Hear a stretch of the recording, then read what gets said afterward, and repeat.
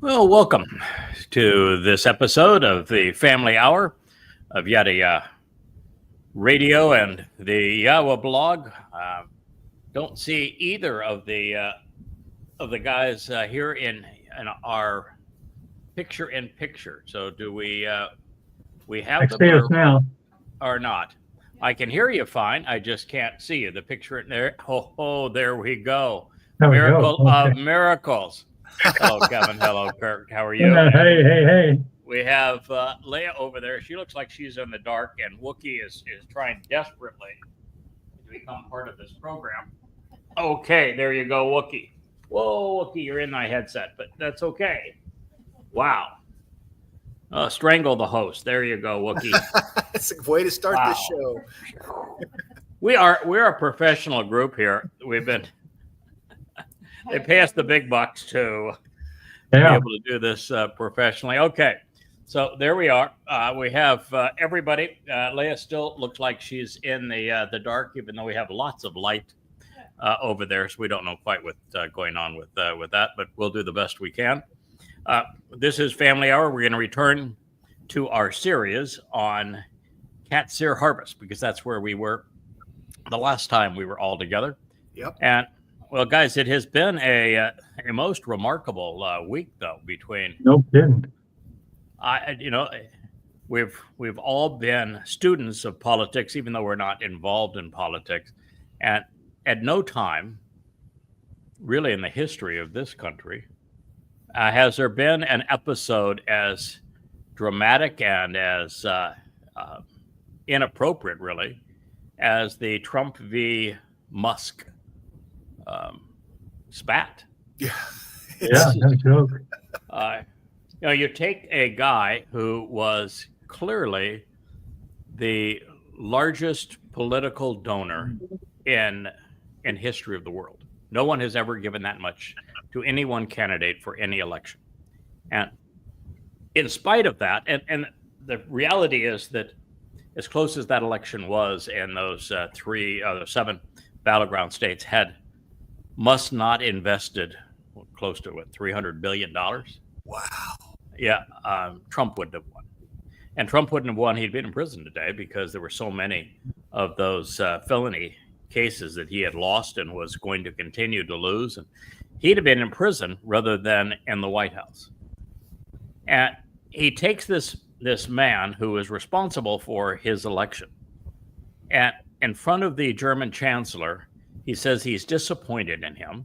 He makes up a lie that he was weary of him and that he pushed him out, when just the week prior he said exactly the opposite. So Trump's lying at one time or another, or both. And then he says that the only reason that Elon is upset with him is because the EV credits were removed from his big, beautiful bill, which wasn't even true. And so now you've taken Elon, who made a statement based upon his conviction, and we ought not be bankrupting the nation. And now you're blaming him for being wearisome and having selfish interests, when he is the only reason that Trump, not the only reason, but he's the primary reason that Trump's in the White House. Money buys elections. And you would say that as an ungrateful president, narcissist in the White House. I mean, it's just astonishing to me that he doesn't realize that to say that about the man that that meant more to him than anybody else in terms of him not being in prison today. And you turn on him this way. And he doesn't realize, and the MAGAs don't realize, if Trump's going to turn on Elon Musk in that way, then there's nobody he won't turn. Anybody. And why can't they figure that out? And why can't they figure out how inappropriate it is for Donald Trump to lie about Elon Musk, which is what he did? And then why is it that they can't figure out that Trump's saying as president, because he's having a spat with a man who was responsible for him being president, that he's going to cancel all of the government programs that have been won by Elon's companies because he exceeds expectations. He is the least expensive provider of superlative services. I mean, look at SpaceX. He took half the money of Boeing and delivered 10 times the product. I mean, they should be giving him a star on the Taxpayer Hall of Fame. And put NASA out of business. Yeah, and Trump says, I want to put him out of business. And what Elon says, great, then I'll just decommission the Dragon capsule, and you figure out how to get your astronauts back out of the space station. And yet they want to blame Trump. And then Elon, after all of this, says, you want the bombshell? The bombshell is that the reason you don't have all of the Epstein files is because Trump's involved in the Epstein situation. And then there is a release today of a younger Donald Trump, 2001, 2002. And he is standing next to Epstein the whole time. And he's having a private conversation saying derogatory things about the young women that are dancing and that Epstein brought to this party. And yet he says, oh, no, not me.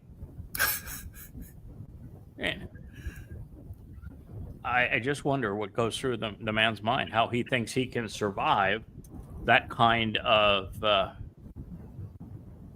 situations, like when he had his meltdown with Zelensky in the White House, and turned the whole world against him. He became instantly the laughing stock of the world, and someone that Europe knew we need to separate from the United States. Well, this man is president.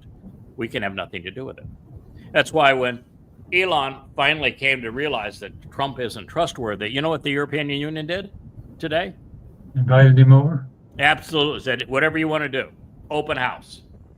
Whatever you want to do.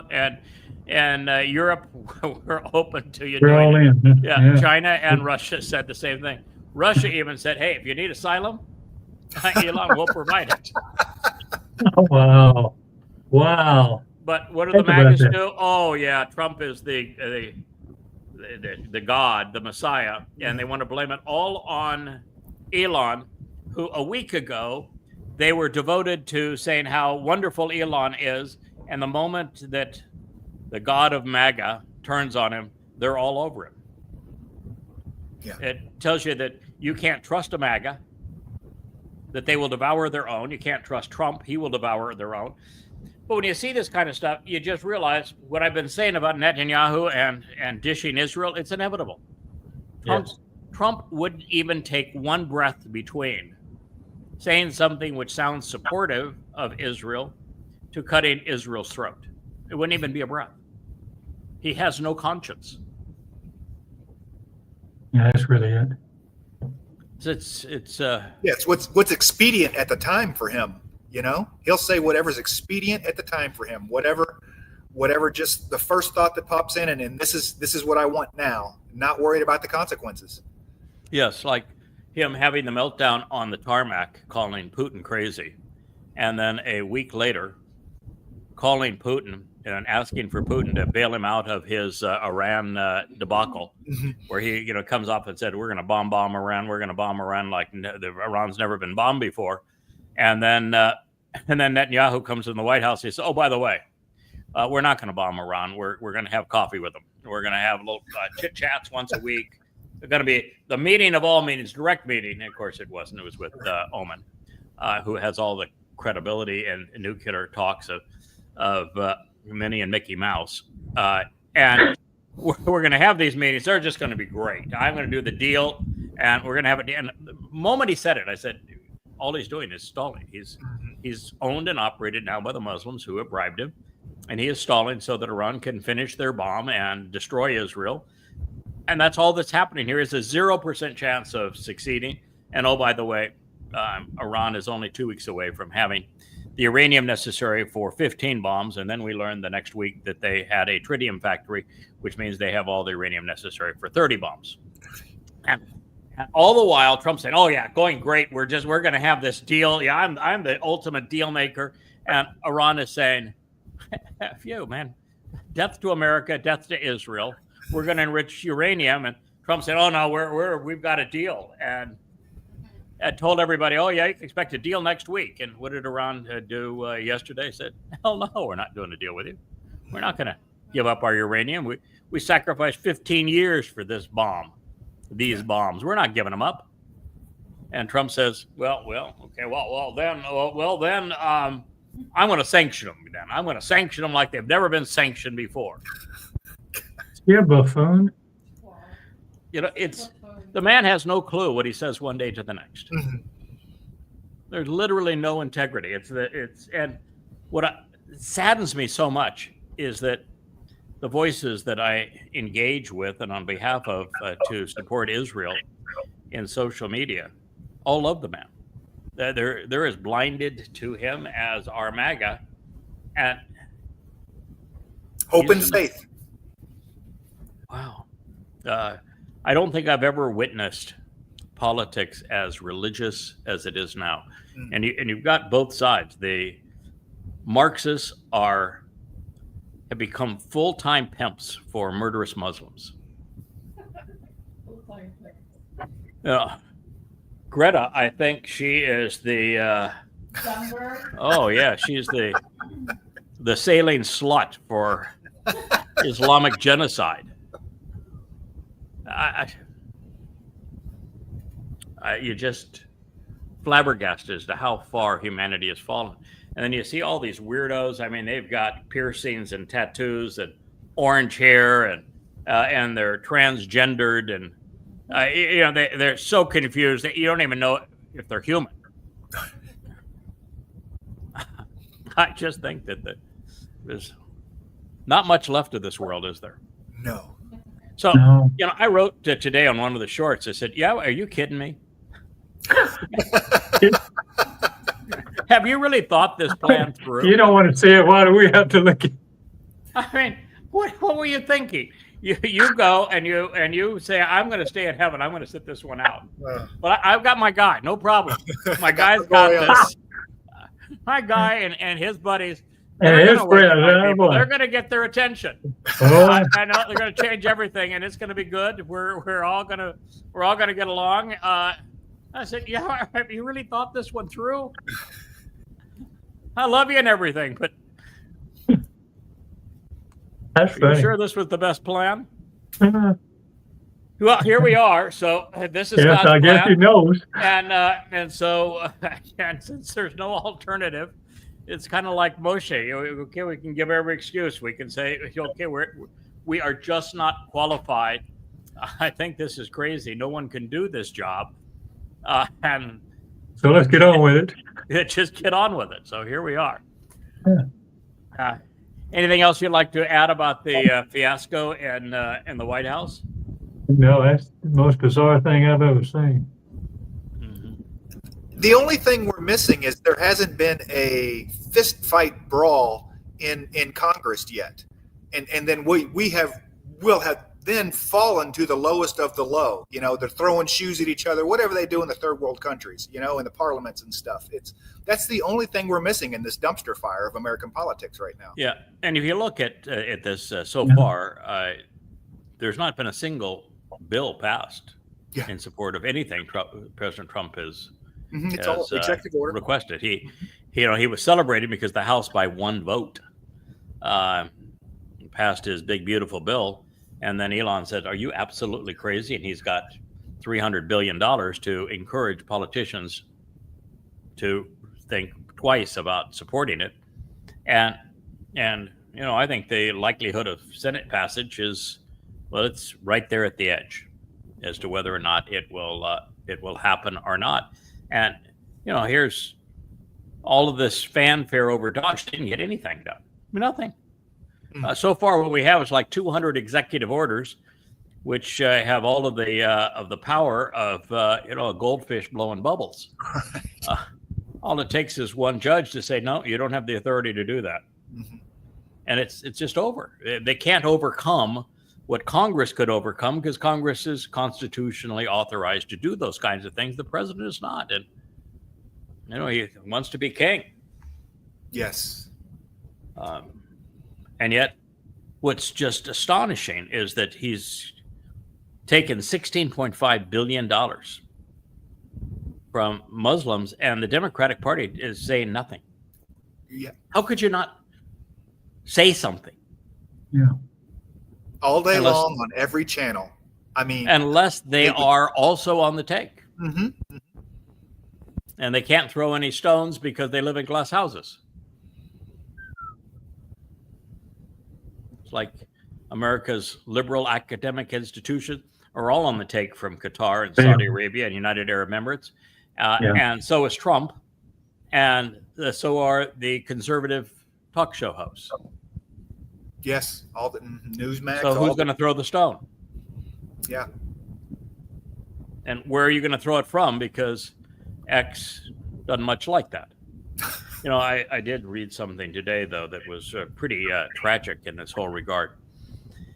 And that is there was a post that talked about the real tie between Epstein and Trump was over this defense contractor, Planetar, something of that nature, and its lead investor, who was instrumental to Trump 1.0 getting the nomination and prevailing, and now instrumental in collecting data and manipulating that data for the second election of Trump, but doing so more quietly. He was actually Elon Musk's partner in PayPal, which is where Elon Musk got all of his seed capital to do Tesla. Mm-hmm. And this is one really nefarious fellow. And he received like $170 million from the Epstein estate. He was the largest beneficiary of Epstein money. And he is Donald Trump's closest techno friend, and he runs a black op that is designed to control America, to hold the goods on Americans. And he was also the first investor in, I hate to tell you, Facebook. And when I posted that today, I got spanked for the first time ever on Facebook. Oh. Yeah. Really? Yeah. Zuckerberg's and Thought Police didn't much like being tied to him, but he was the first investor, made hundreds of millions of dollars as a result of that. And he was Elon Musk's partner in PayPal, and he is Donald Trump's principal techno wizard behind the scenes, and he is the largest beneficiary of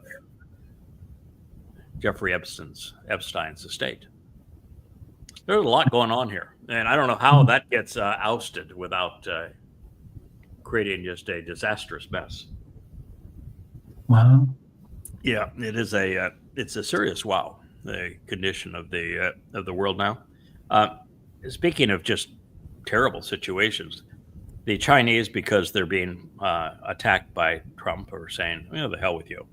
They're now sending advanced rockets, and it's just technology, advanced missiles to Iran. They're using Iran now as a proxy. And the Russians helped the Iranians finish their nuclear program. Puts America and Israel in a horrible position. Okay, so with all that good news, this is the last statement that we considered on our last program relative to Qatsyr harvest. And so that our listeners are dialed into this, Qatsyr is the Hebrew word for harvest. There are 3 harvests on Yahowah's calendar. They are, which the first of them, guys? Shabat,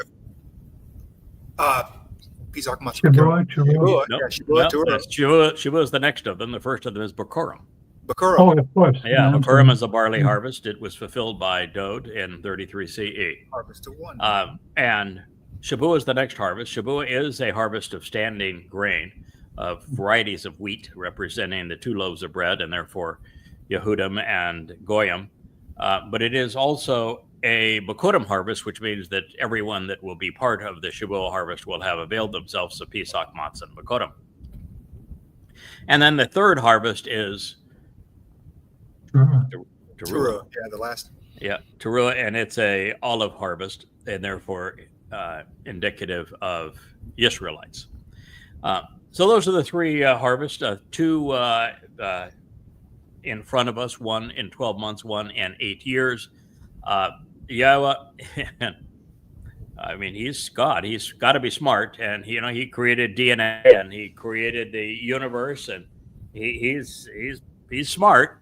But Yahowah, nonetheless, assigned it to us to serve as the gateway and the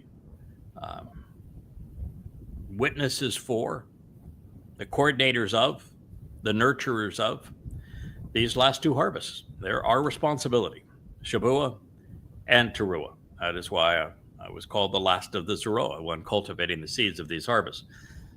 So a lot of responsibility. We're hoping to have a robust harvest of covenant's children. And I think at this point, if it were to happen today, there would be somewhere between 1,000 and 2,000.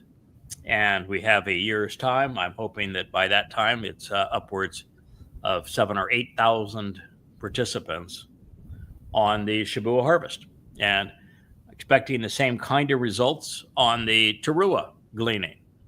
And then expecting maybe numbers that could be 10 times that or more on the remnant of Israel who benefit from the sacrifice of the red heifer.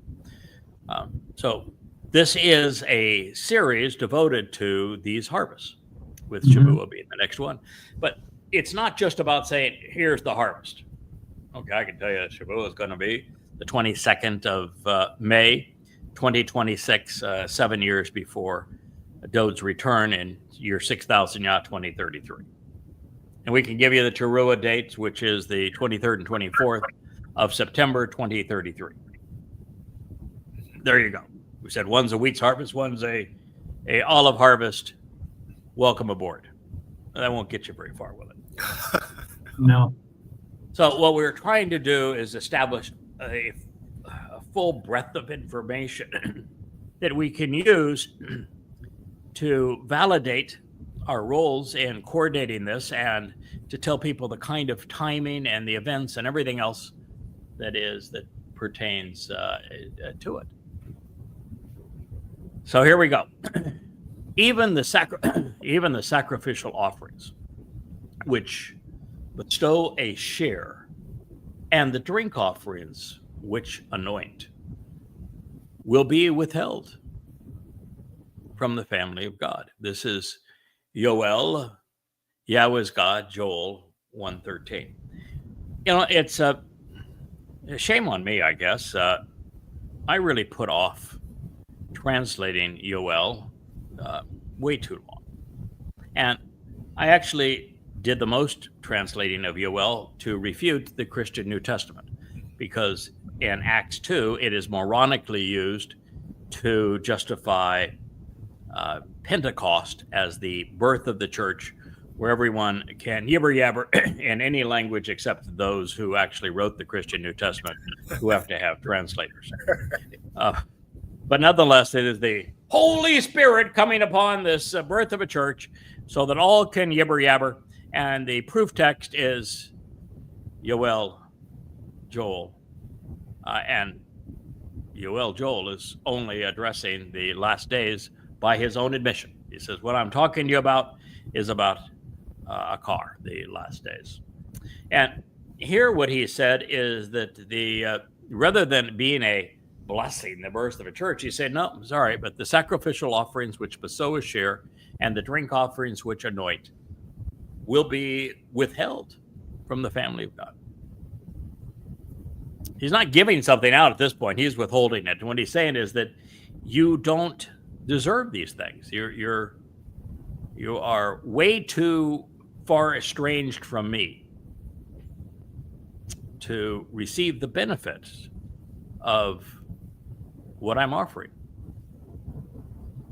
So the most recent assault on God's people ravaged them in their homes, but they only indirectly destroyed their fields with kibbutzim communities abandoned. There were no workers to tend to the harvest or the crops, which fell and rotted for a full year. And although this is largely symbolic, the next time the impact on food supplies is going to be far more devastating. Now, aware of the history, we know that the house of YAHOWAH was destroyed by the Romans nearly 2,000 years ago. And since there are no sacrifices, the opening statement reveals that what God is offering to his family is being temporarily withheld. The remedy is to announce an assembly to meet, especially now under trying circumstances. And boy, well, they're going to be difficult. So God wants his people to gather together and summon him for assistance. And he will provide this at the right time. What he did for the children of Israel upon hearing their collective cry for help when persecuted under religious and political tyrants in Mitzrayim, he will do again, but this time without dialogue, without negotiation, without restraint. So these devastating and depopulating attacks on Israel will lead to a spiritual assault, as well as the corporeal manifestation of the adversary as he appears in an attempt to forestall the benefits of the Mikra. It really all gets down to this. If the Shavua harvest occurs, Satan loses, because we'll all come back for the homecoming. If the Towrah glading occurs, Satan loses, because there will be a remnant of Israel that will also be able to come back that following day and 10 days later for the family reunion. And if we are successful in garnering a reasonable remnant of Yisrael on Yom Kippurim, Satan loses, because once again, God has reason to bring his son with him and reconcile the relationship. And God doesn't specify the number. There could be 2 or 3, and we prevail. Satan loses. And I think there'll be in the thousands, but nonetheless, that's what is being conveyed here. And so all Satan can do is to say, now I'm going to do everything I can to prevent the Shavua harvest, to prevent the Towrah gleaning, to prevent the sacrifice of the red heifer. Actually, he plays a leading role in the sacrifice of the heifer. He kills me.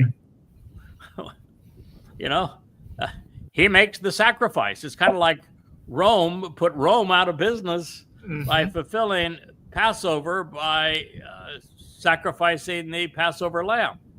Thank you very much, but it wasn't the brightest move you've ever made. And so this is really what we have going forward. And these devastating and depopulating attacks on Israel are going to lead to a spiritual assault when the corporeal manifestation of the adversary reappears. And we're expecting him to appear anytime between the 22nd of May 2026, when the time of Israel's troubles begins, which is right after Israel is severed at the waist, and the Castilians are given a territory. He could even participate in that. And we even have to draw back a little bit and say, Daniel, not Daniel's prophecy, but Dode's prophecy through Daniel, we know that there was a lot of issues with the transmission of that. And so, it may not be a Macedonian, which would have been the intersection between the influence of the Romans who came to bludgeon Judea and the Greeks of Alexander the Great. And it was the integration of those two prophecies. And if you look at where they overlap in Macedonia. And that's how we came up with Macedonia and then you go through the horns, the little horns, the big horns, the new horns, the old horns, that sort of thing. And the only country that fits everything in that prophecy happens to be Macedonia. But man, there are a lot of candidates out there that look really inviting, that or really anti-inviting. Right. Yeah, like El Jolani. Yeah. Jolani, what an interesting candidate he would be, head of the Islamic State, and yet all dressed up as a European, A rebranded terrorist. somebody that the Muslims just love. And then, you got the Trumpster, who is is as satanic and as crazy as he can be, and they even dress him up in religious garb. They've got Jesus praying for him. So. Yeah, he's exactly the kind of person we're expecting. The new pope coming from America. Yeah. There's a lot of candidates out there. Erdogan wants the job in the worst way. There's actually a guy out there calling himself the Mahdi Araj. He is a really, really queer fellow. He says that he is the new pope. He is the reincarnation of Jesus. He's the reincarnation of Muhammad. And he's going to wants to build a temple on the Temple Mount. He is saying all the things that the Torahless one, who is the corporeal manifestation of Hasatan, would say, and he is really creepy looking. So lots of candidates for this role, but that is what we're headed towards. And Elia and I are going to have to deal with him on the Temple Mount.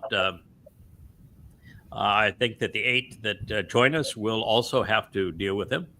And there will be a moment where we let down our guard and say, okay, have at it. Mm-hmm. You want to eat my flesh and drink my blood? Go for it.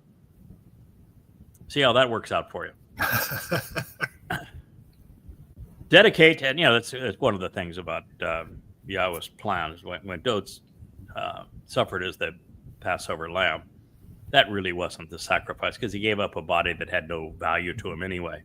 When I give up my life as the Adamah Parah, this bloody red man of the earth, known as the red heifer, I'm giving up something that has no use going forward anyway. So why not give up that which is meaningless for something that is exceedingly meaningful? Now, what Dod did on matzah, that's a whole different story. That was right. A major sacrifice. I'm going to take everybody's guilt and I'm going to take it into hell, and I'm going to deposit it there. But no big deal, folks. Mm-hmm. Yeah, go ahead and overlook what I have sacrificed to achieve for you. Mm-hmm. It says, dedicate and set apart.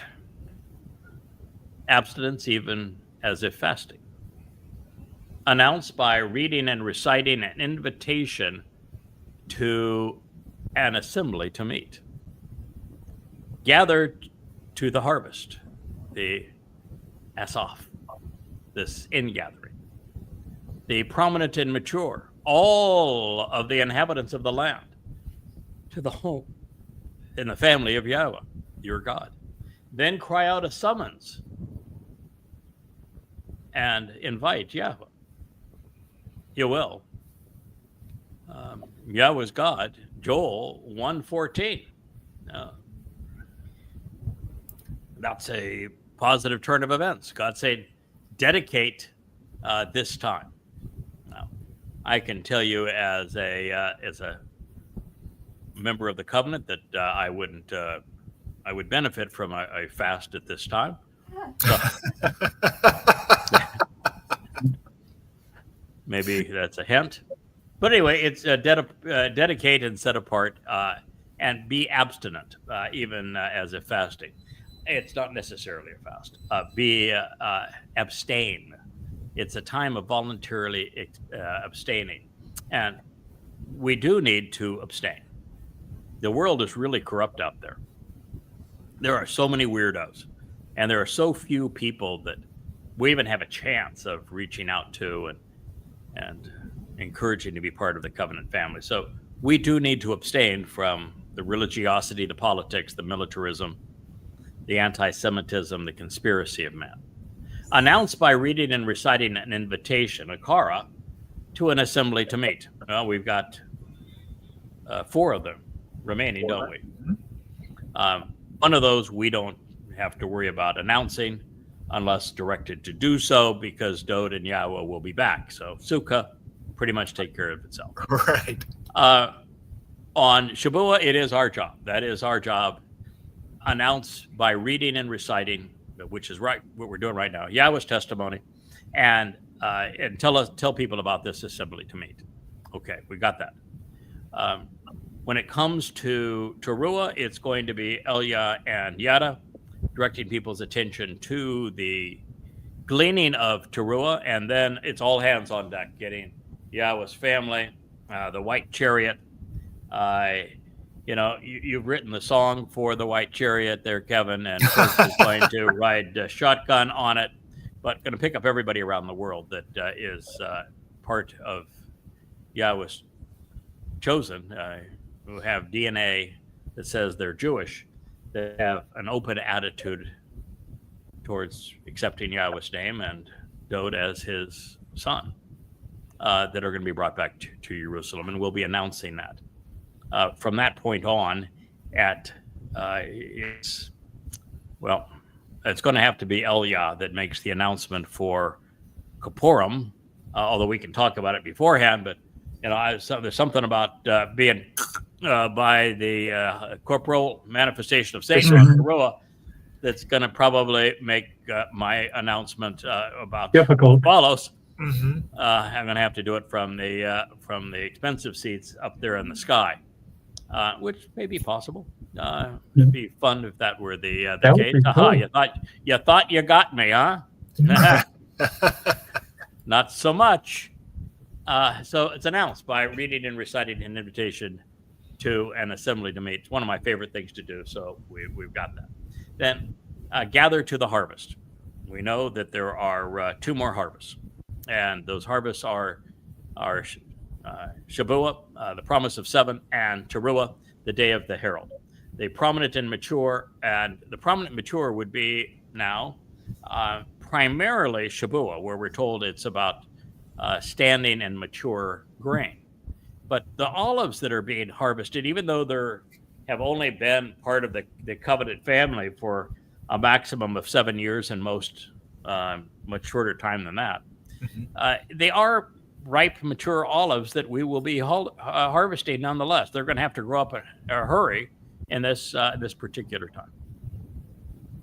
And all of the inhabitants of the land, to the home and family of YAHOWAH. The home and family of YAHOWAH is the covenant family, and the home of YAHOWAH will be the rebuilt temple, the home for YAHOWAH's name on the Temple Mount. So the family of YAHOWAH, your God, and that's really essential. It is the home and family of God that is in Jerusalem. Then cry out to and summon YAHOWAH. Now, what that says is, guess what? YAHOWAH ain't there yet, is he? No. You're not crying out to and summoning YAHOWAH for this harvest if YAHOWAH's already there, are you? Right. So Right. YAHOWAH's not there. And YAHOWAH is not arriving for the Shabuah harvest. We're going to him. YAHOWAH is not arriving on the Friday evening, the 23rd of September, when Towrah begins and we have that gleaning. The Jews who are accepting of the covenant at that time will be going to YAHOWAH. We're actually not even going to YAHOWAH on the second day of Shabuah, the Shabbat. Although YAHOWAH, I am certain that YAHOWAH is making an appearance on Towrah. He's lighting the flames. He's providing the water. I think it is YAHOWAH's voice that resonates to the orchestration that Elia is providing. So I think it is Eliah's responsibility during the sacrifice of the red heifer to cry out and summon YAHOWAH. YAHOWAH, just like he did 2,888 years earlier when he asked YAHOWAH to ignite the flames. I think he's doing the same thing. He's going to cry out to it. He's going to summon YAHOWAH. It's time to release the water. It's time to release ignite the flames. Time to let your people know that you're here for them. I think that's what that is saying. So it is interesting to know that all of these things are going to occur. God's people must abstain from the world and everything the world is dishing up, particularly at this time when it is crucial that we remain special and distinct from a planet in the midst of a death spiral.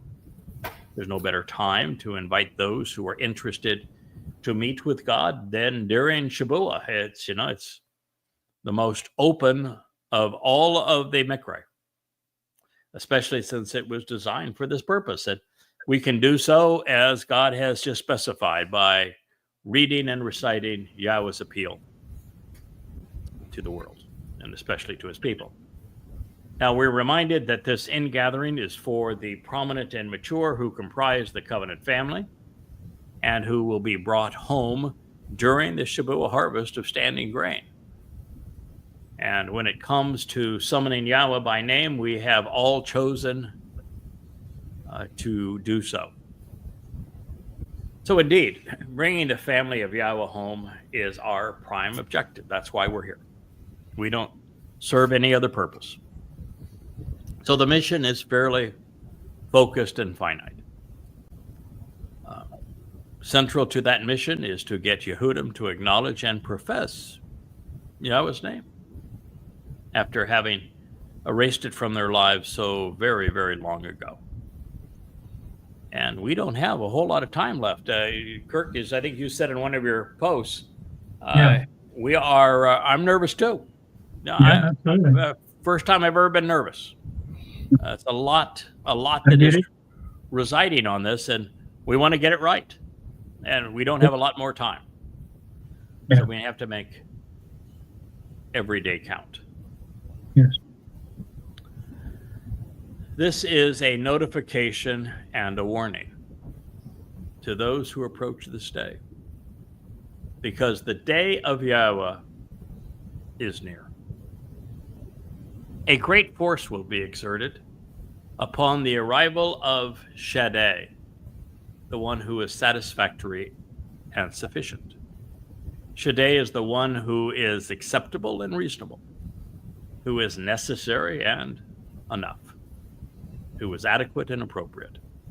It is from she, who is, and day, enough, sufficient, suitable, fitting, appropriate, acceptable, and pleasing. This is Yoel, Yahweh's God, Joel 1:15. Well, okay, so we've moved from this ingathering to this notification, which is a warning. It's when aha, it's kind of like the English aha. Right. It's like the Hebrew that's turned into a international term. Oi, oi. And this is aha. That means alas, emphasizing a significant concern. Because if you're approaching this day, you need to know this is the day of Yahweh and that it's near. And, when the human experience outside of the garden has gone on now for 6,000 years, when you're down to the last 8 years, I'd call that near. Yeah. I mean, the last 1,000 years of 6,000 would be sort of near. The last 600 would be really near. The last 60, okay, we're getting getting really close. But we're dealing now with the last 8 years. And God's saying, and this is the day of Yahweh that's near. If you look at Yahweh's calendar, there are 7 annual meetings. And one of them is being designated as the day of Yahweh. What would that day be, and why would you think it would be the day of Yahweh? Kippurim. Mm-hmm. That is the correct answer. Why? The day of, that's the day he comes back. That's his day. He gets to come back for the family. I mean, that's his goal. Yeah, the first hug. I mean, that's he's been looking forward to that more than anything. Is hey, here I am. I'm back. Yeah, I don't think Yahweh coming back is part of the celebration, although he will come back. It's shub for shub. Mm-hmm. He's coming back because his people have finally returned to him.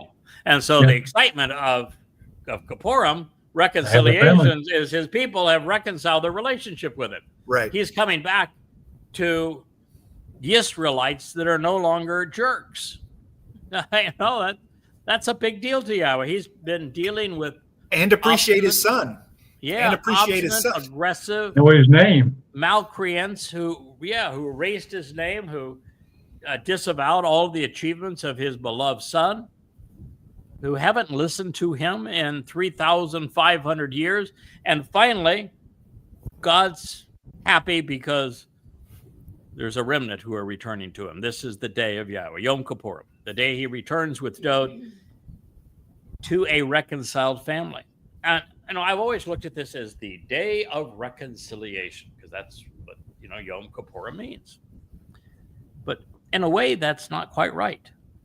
God can't come back and say, all right, you're not reconciled yet, but now that I'm here, let's reconcile our relationship.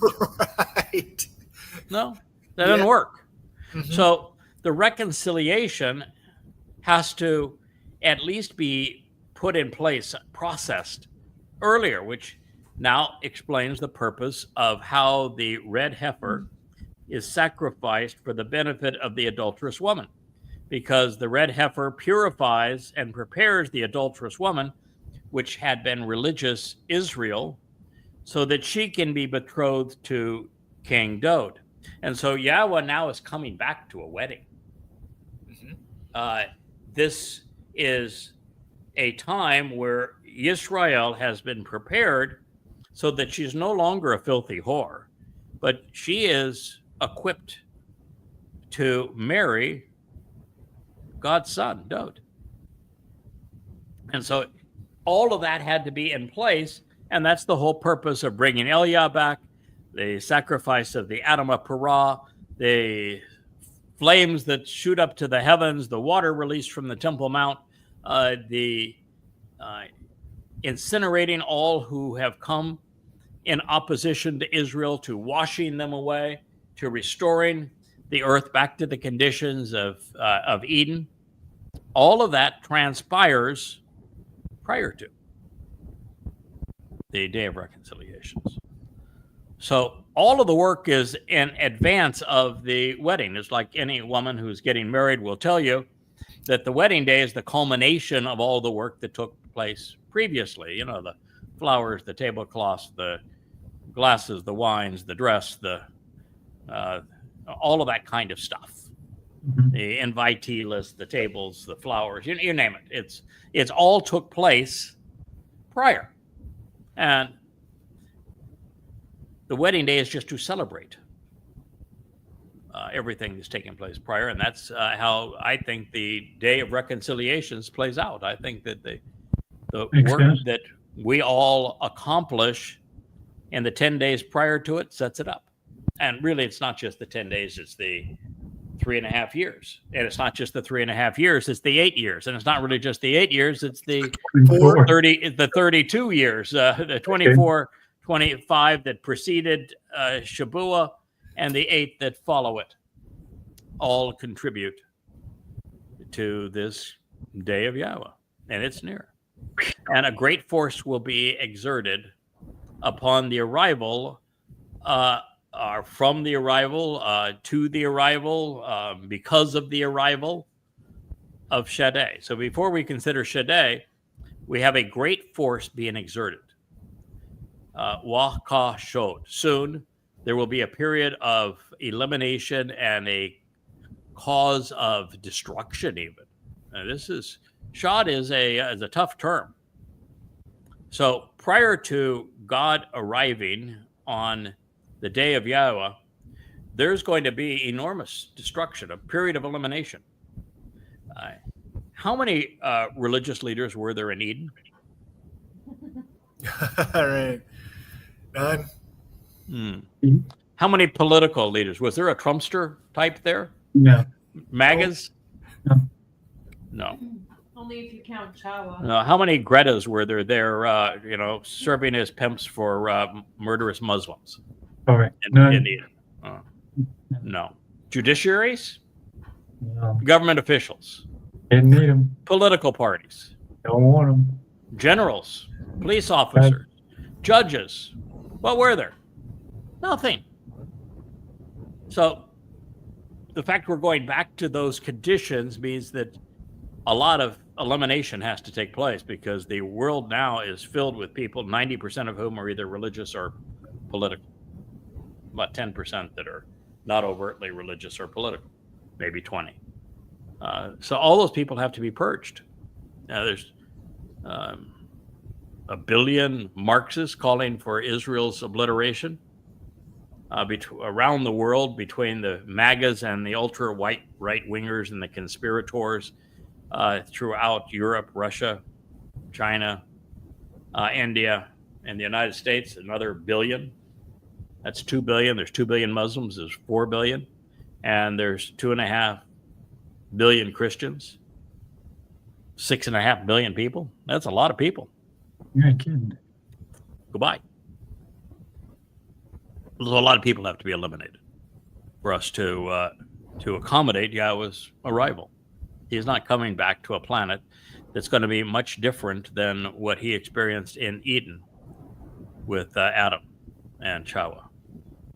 So a great force is going to be exerted in a tremendous period of elimination upon the arrival of Shaddai. Now, Shaddai is one of those terms that, Kirk, I don't know if you looked it up, but it's a tough one. It's a good challenge, and it's a good challenge because you got to look up the component parts, and it's comprised of really two words. She means who is, and day, enough, sufficient, suitable, fitting, appropriate. I don't know if you got that when you did your analysis of it, but that is an exceedingly revealing term. Now, this is the day of Yahweh, so it's Yahweh who is referring to himself as Shaddai. And what he's saying is, I'm sufficient. I'm satisfactory. He's not bragging. He's not saying, right. I am all-powerful. I am all-knowing. He's not pulling off an Allah.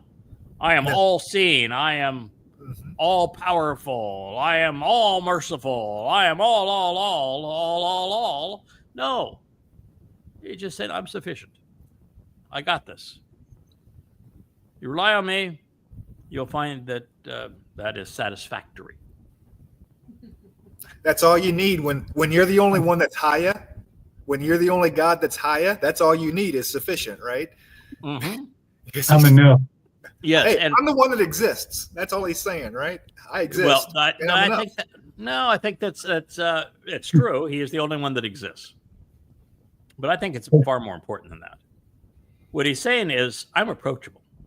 Mm-hmm. I'm easy to be around. Yeah. You don't want to be afraid of me. You don't want to bow down to me. You don't want to be terrified by me. I'm going to be here for you.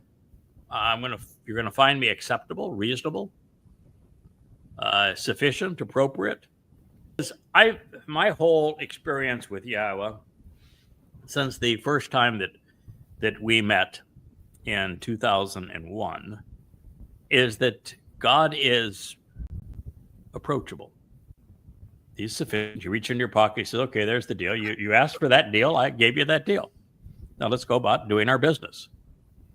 He's satisfactory. He's sufficient. He's not a Lord that wants to be worshipped. He's not a Lord that wants to be feared. He isn't trying to impress us with, okay, I've got enough power and energy and intellect to have created a universe larger than you can even imagine.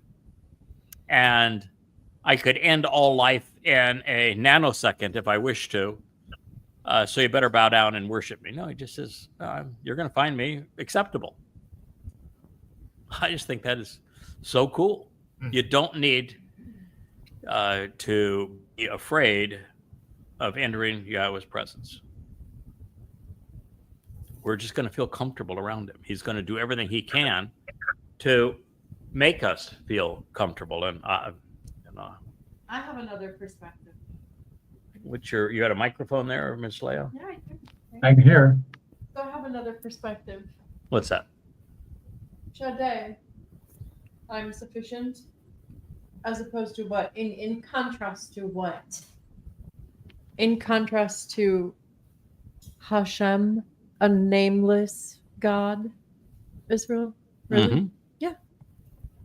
Okay. A nameless God.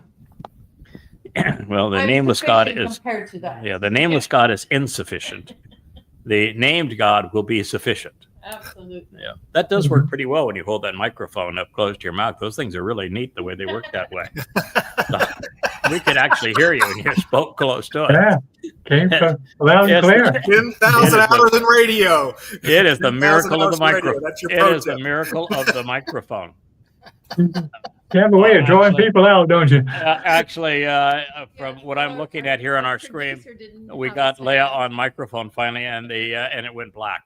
It looks like we have a, what's interesting too is here we have a on one side here $100 GoPro imitation that is just works like a charm.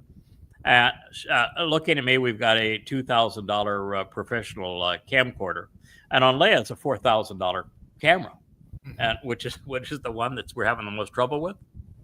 It's the $4,000 camera. Yep. So. That's I agree. just, I would tell you one thing that is there. You see Kevin over there. Kevin, that camera right there. There's not a single light on. Right. Not even a hint of a light.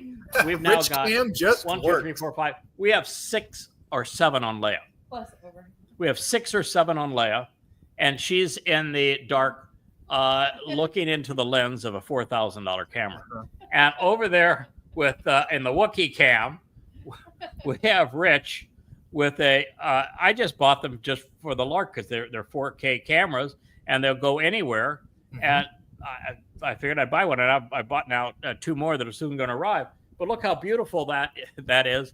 It just goes to show you that all those people that say you got to buy these really expensive cameras, which I probably have 6 now that are really expensive cameras.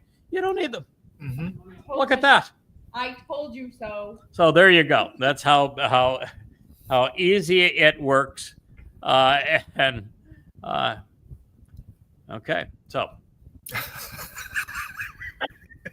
but the good news is we have the Rich on camera. We have the Leia on camera. We got a Wookiee cam. We are ramping up our Putting on a show. program. We're putting on a show. Here we are, and that's what YAHOWAH wanted.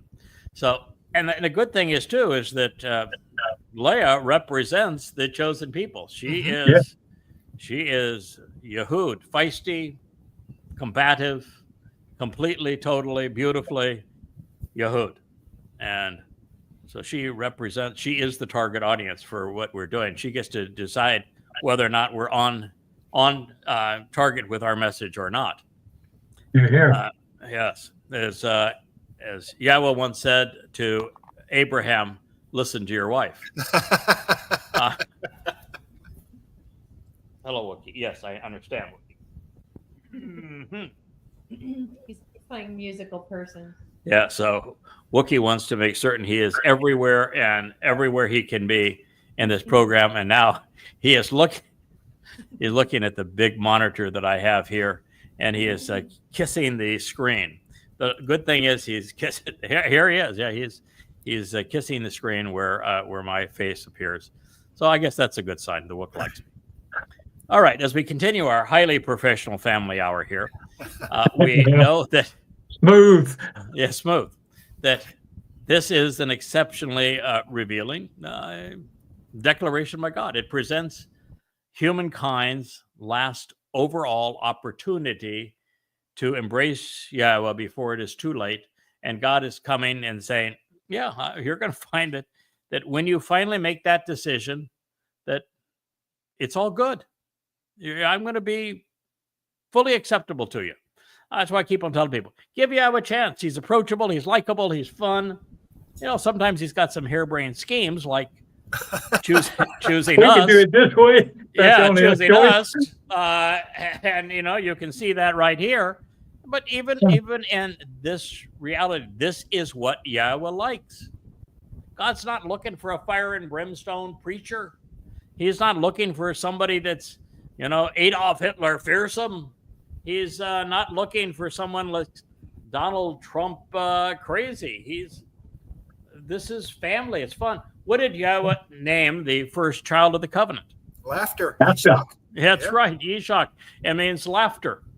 And so if you can't have fun in this, you don't belong. And so that's one of the reasons that we relax to this extent as part of family hour. It's why we just enjoy the process. Sure. That is what we're supposed to be doing. That's what God wants us to do. It's what's natural when you're part of the covenant family. You relax around Yahweh. You don't worship him. You don't pray to him. You don't bow down to him. You're not intimidated by him. Yeah, sure. I know that, God's really smart and really powerful. He's got it together. But I haven't even 1 ounce of fear or concern around him. Yeah.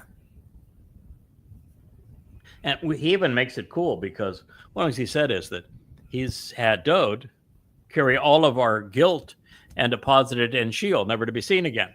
So here the Best deal in town. right, the 5 of us, 6 of us, including the Wookiee, and with all of our flaws and gray hairs, if you will. I can't speak for all of you, but yeah, I can speak for pretty much all of you.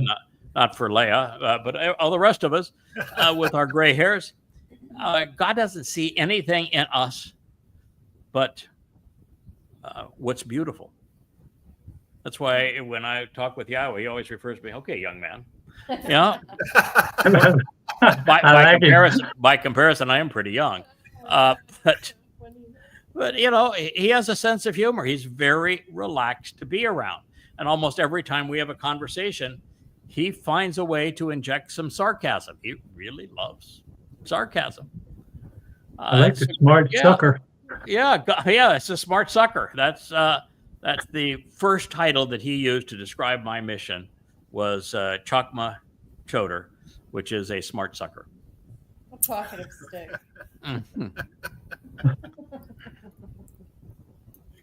He goes to all this trouble to just besmirching foreigners, and then he calls me an observant foreigner. Bashar is a human body. It's human, a corporeal. It's a body. It's what is either eaten or sacrificed, and the other term is Bashar, which is a human herald. Mm-hmm. Mm-hmm. We'll have a little talk about those names. No, we won't. It's actually fun. It shows that God's got a sense of humor, and he's looking for people that can join him in that. Eternity, last time I checked, is a really long time.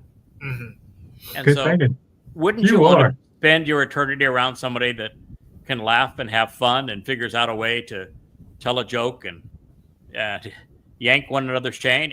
If you're so nervous about God that you can't kid with him, it's like I wrote the introduction to one of the shorts, Kevin Shorts, today, and said, God, are you kidding me? Have you really thought this plan through? Wait. Yeah. Wouldn't it be better if, you could meet God and just get on your knees and pray to him and grovel? No, ma'am. No, ma'am. No. Just check. But when you say that all cute like that, it's hard to say no. Mm-hmm.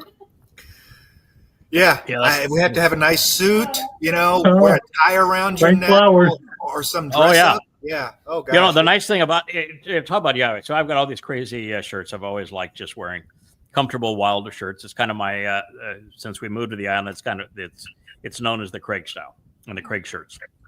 And then you go and read and Yahowah. And what does Yahowah say about my attire? Dressed appropriately. He says he is appropriately attired. So here I'm doing this show barefoot and in shorts and a crazy wild shirt, and my guy Yahowah, the guy that wrote the textbook on proper chodering, says, that man from Edom, he is properly attired. Your best shirt. Yeah. The best shirt you got is the one is reading right to left, or from stage right to left. You've got a prison shirt with all the stripes where you're in prison. Then over here you got paradise, where you get out. Yeah. Yeah. Was that by purpose? Yeah. It's from God's point of view, it's all good, and he wants us to be relaxed in his presence. He wants to see us as the dad we never had, as the perfect, Right. loving, supportive, fun, engaged, productive dad that wants to share and teach everything he knows. That's pretty smart. Going to be fun. So we can count on God being there for us. Now, there are 4 days remaining to be fulfilled, which could rise to the occasion of the day of Yahowah. Well, sort of. Shabbat is the day of the Zeroah of Yada. That is the purpose of that we're here. And Towrah is the day of the herald. So, those can't be the day of Yahowah. So we really have to eliminate those 2. And that leaves us with 2, which is Yom Kippurim and Sukkah. And so when we think about those 2 days, I don't have a problem with God saying that the day of Yahowah is Sukkah because he gets to camp out with us. But Sukkah really is the consequence. It's the result of the other. The key day is the day of reconciliations. It's the day that God gets to bring his son back. And his son, for the first time, is going to be fully recognized for what he achieved, what he did, what he represents. And he is going to be as brilliant as the sun. He's going to be like Elion, God, and Yahweh's presence. He is going to anoint the mercy seat of the Ark of the Covenant. God's going to be so enormously proud, and his people are all going to be there cheering him on and crying and celebrating. It's just got to be Yom Kippurim. What a marvelous experience it is going to be. So the affirmation Shaddai, sufficient, is, I've shared this, but it's one of my favorite depictions of Yahowah. And, I can't claim at any time to be an exemplar. Dode is the exemplar of all that it is to be in the covenant and all that is to have lived your life as fully as it can be lived on behalf of Yahowah and your people. I am simply Dode's herald and reflecting his light. So I don't ever want to present myself as an exemplar. But to share, because I make everything personal. When I read something in Yah's testimony, I do what I encourage everybody to do. Make it personal. God is telling you this stuff so we can apply it to our lives, make it personal. So in my life,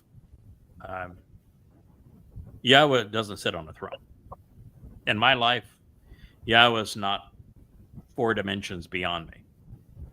In my life, he is not imposing. He is not fearsome. I have never bowed down to him. In the 25 years we have known each other in this process, I have never once prayed to him. I do not worship him. I have no fear of him. When I have a question, I just come and say, okay, I can't figure this one out. I've been trying to figure it out, but you got an answer for me.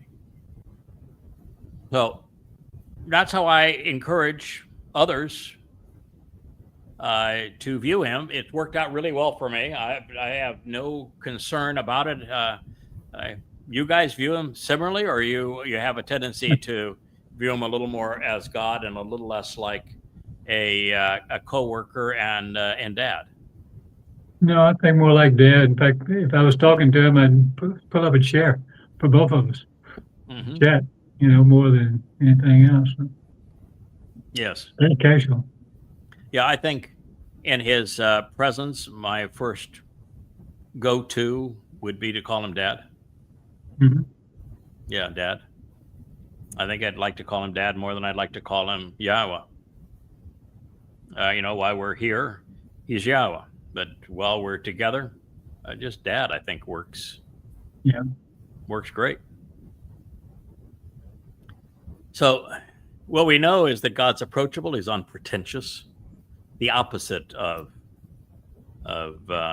Allah being unpretentious. You can't compare him to a Jesus because Jesus is a God man, and God man is the kind of gods that all the religions of the Egyptians, the Babylonians, the Assyrians, the Greeks, the Romans, they all had God men, and he is a God man. So he is a God in the image of a man. We're not going there. He is not a God man. What the difference is that men make gods in their image, about their size. God takes men and women and he makes them his size. Yeah. So it's an entirely different phenomenon in this case. So he's approachable because of what he is doing for us. But God does not boast. He simply says he is Shaddai, sufficient to do a satisfactory job. One of many that he has to do, but it speaks volumes about him. The all-consuming fire devouring all that had been rotten in the world at this time will have been ignited by Yahweh. It will be initially kindled in the cedar planks beneath the red heifer and during Towrah. And then it will spread, leaping over and cleansing the waters now emerging from under the Temple Mount, such that God will deploy this fire to not only purge his people, but incinerate the trash. Therefore, we are being encouraged to sound the shofar, to warn the world about what lies ahead. And, this time from the beginning of Towrah, with the river of light going up to the heavens with this final gleaning, to the remnant coming in to Yisrael, to the 4 chariots that are spiritual chariots, that 3 of which circumnavigate the world, to Eliah being the master of ceremonies, to the full eclipse of the sun, to Hasatan doing his thing and taking my life to this beautiful scene that Yahweh was going to enact in front of the replica of the tent of the witness, with the seats, the stadium seating on the Mount of Olives, looking at the Temple Mount, all purged of all religious rubbish. All traces of religion are gone. All of God's and his people's belligerents, their foes, all the Muslims are gone. All the Marxists are gone. All the religious buildings are gone. The earth is being purged. You're seeing these mighty fires devouring all that have come to harm God's people. And then they're being washed away. And it's this great fire and light and water, dancing waters, fire and light. It's like the Bellagio on steroids. It's going to be God's version of the Bellagio fountain. It's going to be the greatest show on earth. Best part ever is that no more Muslims. No more Muslims. Yeah. You're going to get the whole "I kill you" thing with 10,000 death threats and a fatwa. Yes. You will get the ultimate no. Well, I'm actually going to be killed by the chief of the Muslims, by Allah. So he gets his last shot at me. But for the rest of the world, there is no more Islam, no more Allah, no more "I kill you," and no more dead gods on a stick, no more MAGAs, no more X and all of the belligerents. No more Marxists. Boy, peace. Wow. Yeah. Ready for that. Everybody on the same page. Yeah. Everybody on the same page. If you're not on the same page, you just aren't on that. You ain't page. there. You aren't there. Goodbye. You see, Wookiee is even practicing right now, getting my act together. To you, Yahweh, I call out.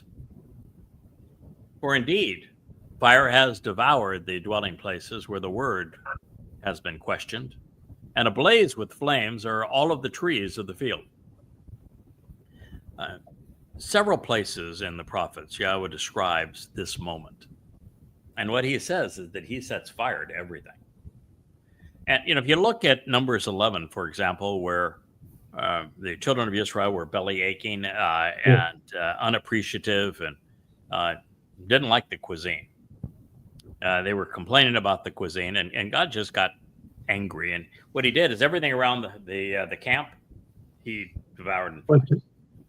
And everything around Jerusalem, going to be devoured in flames.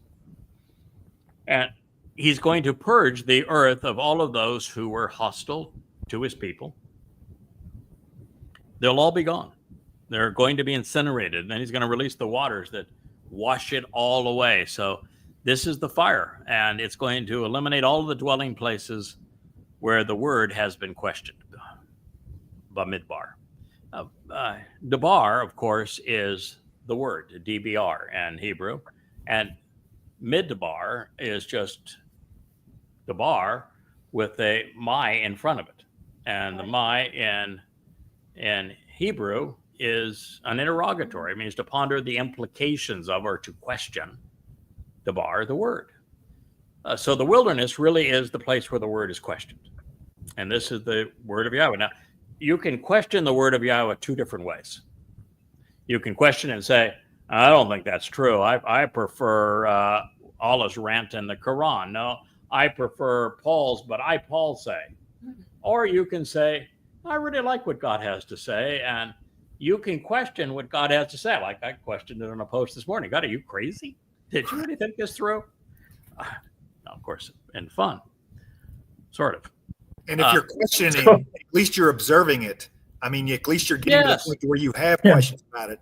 And the wilderness is a great place to do that because there's no din, there's no religion and politics and society around you. You're getting out away from that, where you have the ability to thoughtfully observe and question.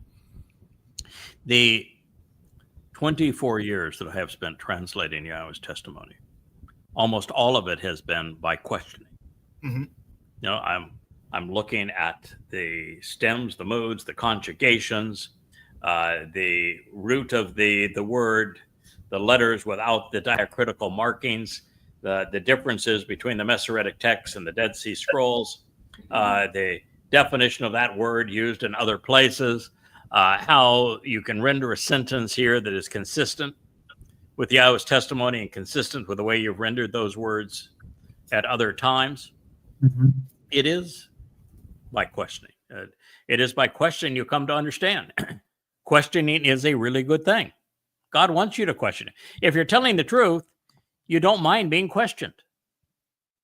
You know, when I was doing the countless radio interviews, you know, tens of thousands of them, you got calls from listeners all the time. They were all unrehearsed.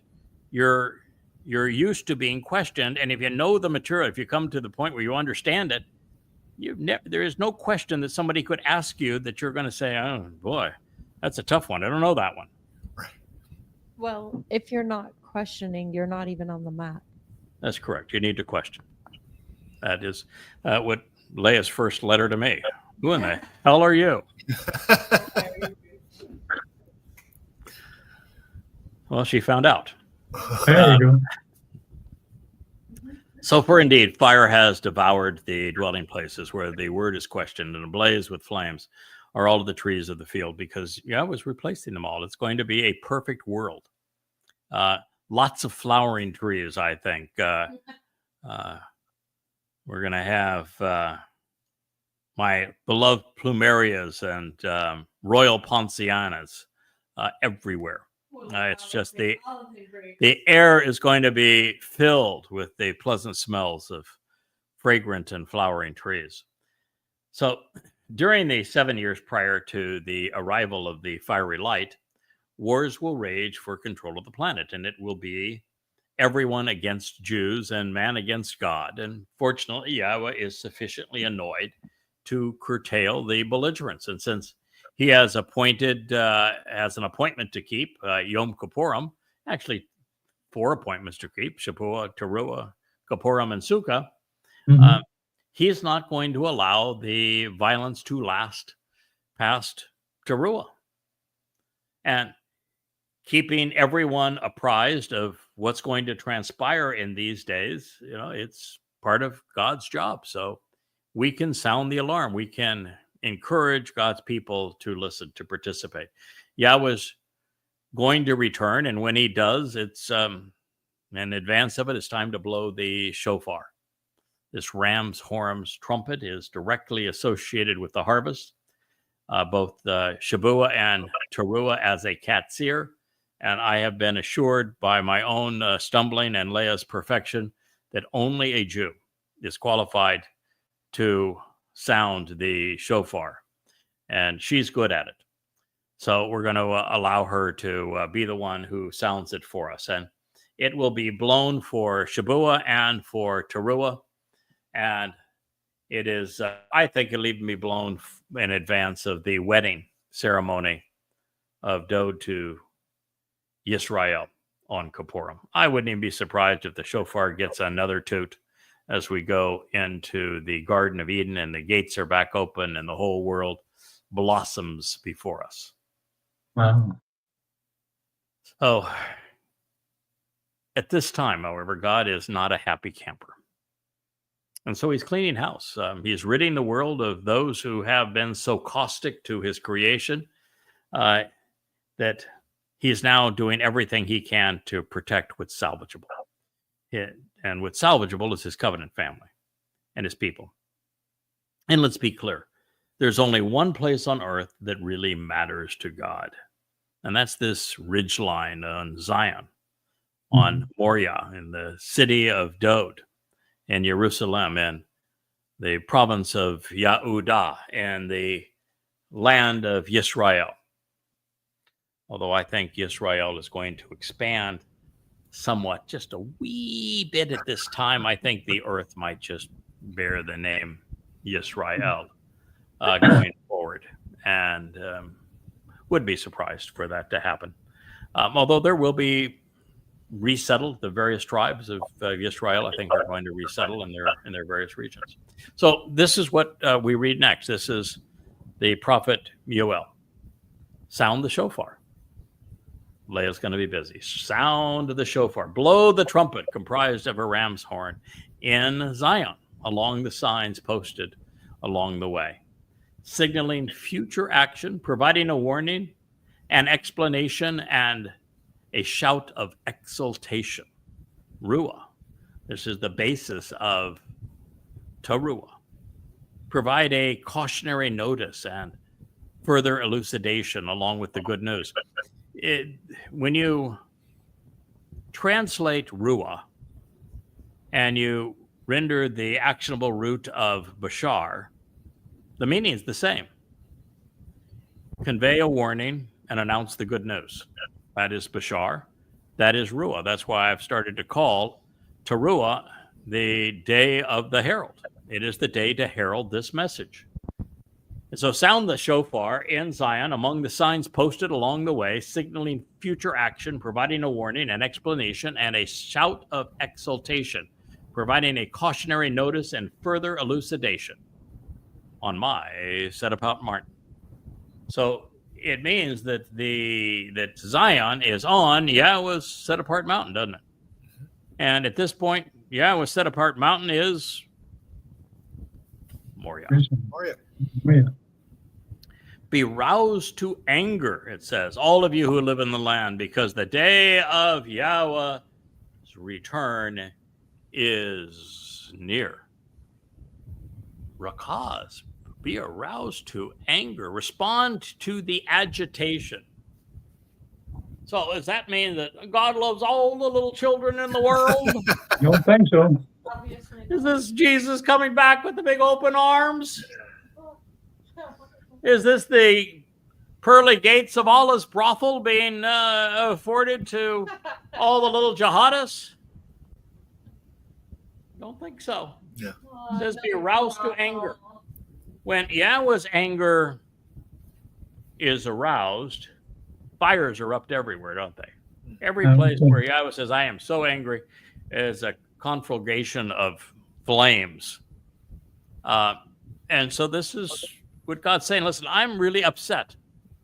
My people erased my name for 3,500 years. They were rebellious towards me for that period of time. The most popular religion on earth stole My son. the identity of my son and his titles and his achievements. And you got nearly 3 billion people that believe this trash. You got 2 billion people that worship Satan as if he was a god. You got 1 billion people who are serving as pimps for Muslim murderers.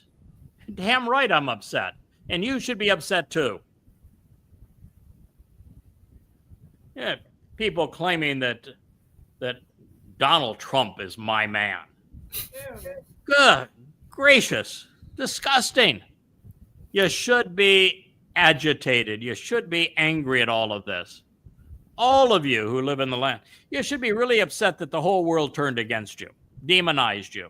Roman Catholic Church, the Christian New Testament, demonized Jews. Europe demonized Jews. They're still doing it. That's right. They're still doing it. They dehumanize God's people. And they're still doing it. It's reprehensible. It's disgusting that this has happened. I'm just so enormously disappointed in humanity, and God's got to be far more disappointed than we are. So God said, be roused to anger, all who are in the land, because the day of Yahowah's return is near. Well, so we know that these fires that are taking place then have to take place prior to the day of Yahowah's return, don't they? Because we've been talking about these fires that are going to go blaze everything. That means they do take place on Towrah before God's return. And the warning is, you better be as angry and as frustrated with all of these people as I am.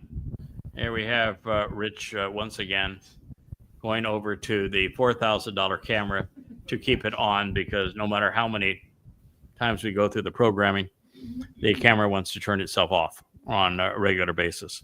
So we're soon going to replace that very expensive camera with a $100 GoPro imitation. We can't even buy the GoPros because GoPros don't have an HDMI output. And to be part of all the streaming, we have to have an HDMI output.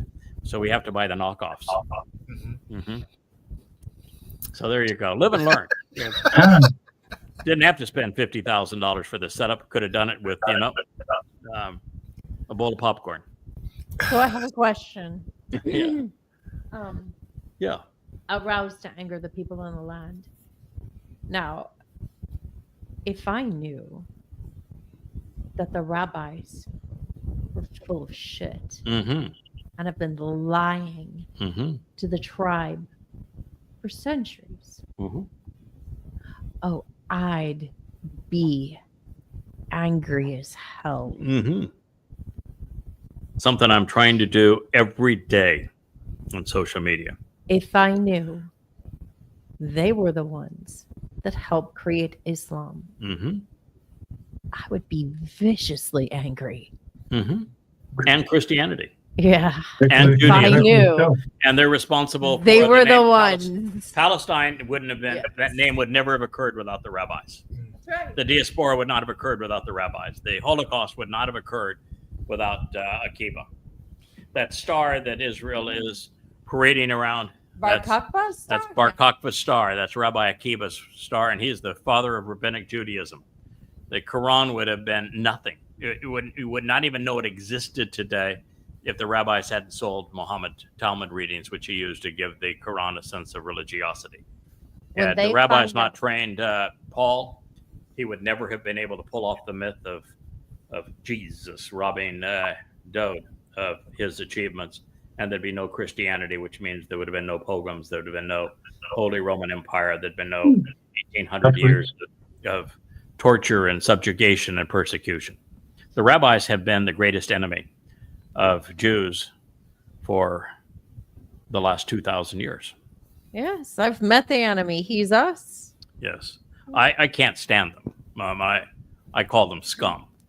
And I'm trying my best to get Jews to recognize that they have robbed Jews of everything, including a relationship with Yahweh. They're the ones that erased Yahweh's name.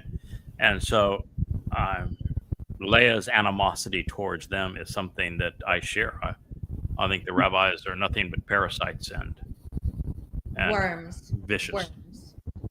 Disgusting vermin. Yeah, they're That disgusting. Israel must get rid of. Get over yourselves and the goddamn rabbis. Yep. So if long you as want to live, because that's what it's going to take. They are the ones that are a true death cult. They worship other dead rabbis. yes, they do. They couldn't give a rat's ass about Yahweh That's correct. or the Torah. That is also correct. They're into the Talmud. Their whole study and the yeshivas are all about the Talmud. Which is all about themselves. And the Talmud is all about themselves. And they are the highest paid clerics in the world because it's all about them. Quite the little gig, isn't it? It is a gig that is going to cost every rabbi their soul. And if you want to be among them, then you can spend your eternity with them in Sheol. It's just fine with me. Don't want your ilk in heaven anyway. Mm-hmm. Yeah, I heard somebody wrote me today, well, what if Donald Trump, accepts the terms and conditions of the covenant and he comes to know Yahweh, becomes a force for good? This is not a prayer. Not only not a prayer, I personally forbid it. I have some perks associated with this job, and one is to be the gatekeeper, and he is not going to be part of eternity. Now, I'll give Elon a second look if Elon comes to his senses, but it sure is not going to be the dumpster.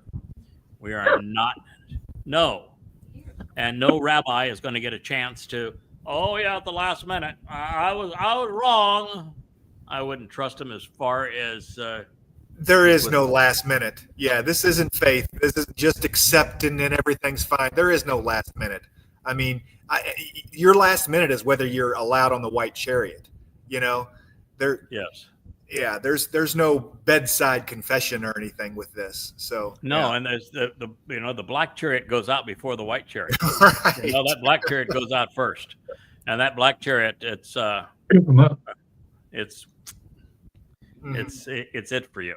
It's not the party train. Mm-hmm. Yeah, there was a person on X that was trying to demean Yahweh and says, I'm going to quote from Debatim, and it was that where Yahweh said that if they worship false gods, just kill them. In my community, if you're going to worship a false god, you're as good as dead. You might as well just kill them because they're so toxic and corrosive to the relationship. And so Hashem and G-D, or it's not Yahweh. And they were saying, well, so that God is equally intolerant, and tolerant is just stupid. I mean, because Europe was tolerant of Islam, Europe is dying. You're tolerant of things that are wrong, and evil is deadly. Yeah. It's like saying I want to be tolerant of the bubonic plague because the poor plague. What has it done? The plague's got to live too. No. Yahweh says if you're going to be those that are promoting a plague in my house, no, you've got to go. Otherwise, it's not safe for the others. So we find then Ruah, the full intent of Towrah, signaling an imminent future event that is worthy of our attention, providing a warning so that God's people are prepared. It's to offer an invitation along with a shout of exultation, of excitement, while providing a cautionary notice. You better get your act together. You don't have much more time. Provides even further elucidation, exaltation, and elucidation for emancipation. Awakening God's people to the Shavuot harvest, the Teruah gleaning, and his Yom Kippurim homecoming between, Shavuot 2026 and everything else 2033 is our life's work. It is the greatest opportunity that we or anyone will ever have. And it's going to be, this next 8.5 years going to be most exciting in human history. In the last 10 days, well, that's the greatest show on earth. As for the dates that these events will be fulfilled, there is only one credible option for each. The harvest of standing grain, representing the promise of the Shabbat, has to occur on the Shabbat of May 22nd, 2026. This is the beginning of the time of Yaakov's troubles. It is 7 years prior to the Messiah's return. Shabuah means sevens. The shofar for trumpets will be blown, announcing the final gleaning of olives, which is Yehudim and Israelites, on the evening of Friday, September 23rd, and then the sacrifice of the red heifer is on the Shabbat, the Saturday of September 24th, against the backdrop of a solar eclipse in year 6000 Yah, 2033. Now just 10 days before the great day of Yahweh, the one that he foretold in this prophecy by Yoel. Then father and son will arrive to celebrate their family reunion, the wedding, the great reconciliation with Yisrael as the sun sets on October 2nd, 2033, 6:22 p.m., which is Yom Kippurim in year 6000 Yah.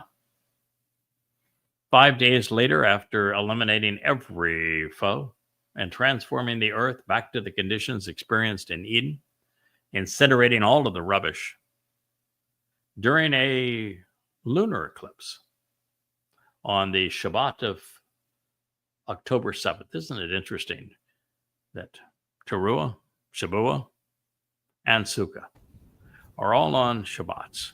Huh. Yeah.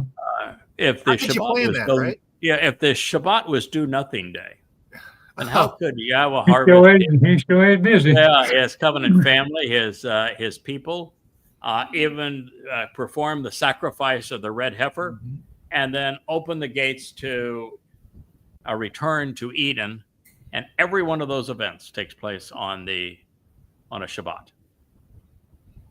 Oh, I know. Why do you know? It's because the rabbis were full of shit. So you don't think that Shabbat is do nothing day, or a day that you should make 100,000 rules on all the things you can't do? In fact, Nope. how would a rabbi even enter the garden, since they are limited on the number of steps they can make?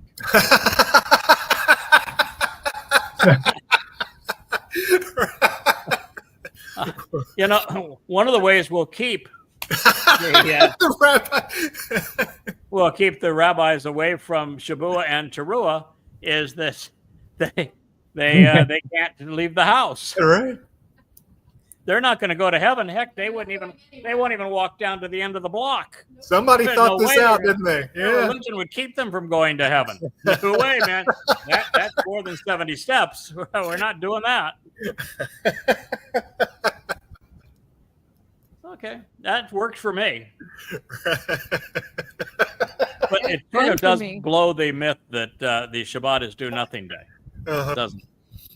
If Yahweh is doing his of the next of these essential events, the Shabuah harvest of standing grain, God conducts that harvest on a Shabbat.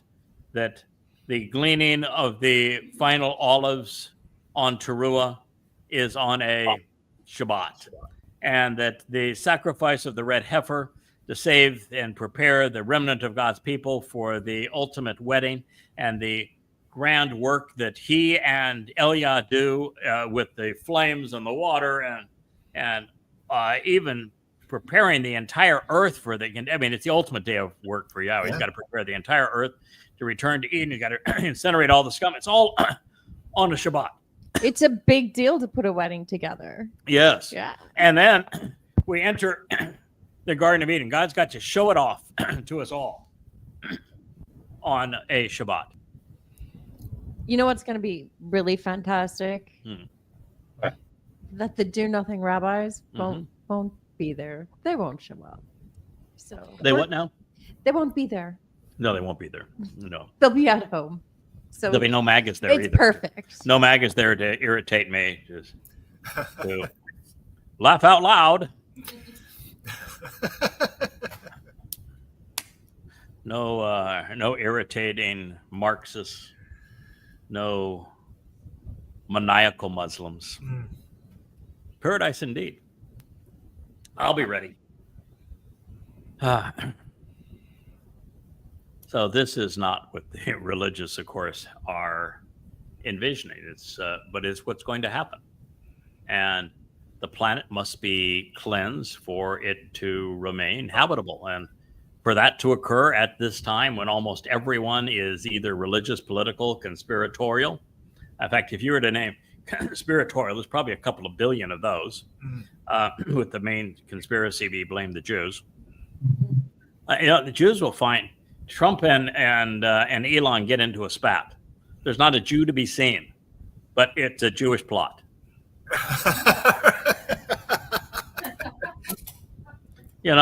We finally have the release of the JFK tapes. It was a Jewish plot. Yeah.